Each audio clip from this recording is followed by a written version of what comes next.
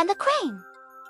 Once upon a time, in a lush, green forest, there lived many birds. Some were small and chirpy, some were plain and simple, and some were bright and colorful. Among them was the peacock, with his dazzling feathers of blue, green, and gold. Every morning, the peacock would strut proudly by the riverbank, spreading out his long tail into a grand fan of shimmering colors.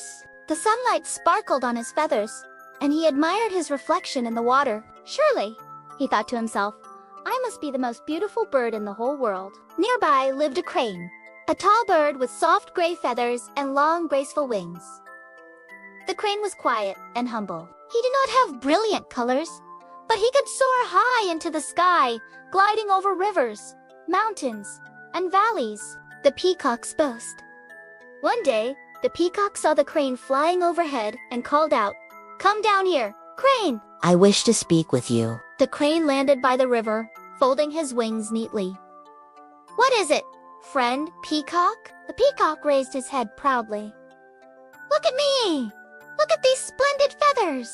Blue as the sky, green as the forest, gold as the sun.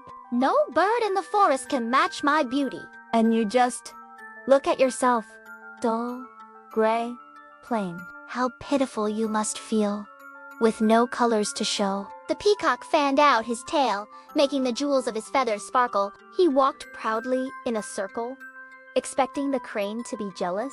The crane's reply. The crane listened patiently, and then said calmly, It is true, peacock. Your feathers are bright and beautiful. When you walk by the river, every eye is drawn to you. But tell me, of what use is your beauty? Can your feathers carry you above the treetops? Can they lift you across the wide fields or over the tall mountains? The peacock stopped, unsure what to say. The crane spread his long wings. See these plain gray feathers? They may not shine like yours, but they are strong. With them, I can fly where I wish over rivers, forests, and villages. I can soar into the clouds and look down upon the whole world. Beauty may please the eye, but usefulness gives freedom and strength.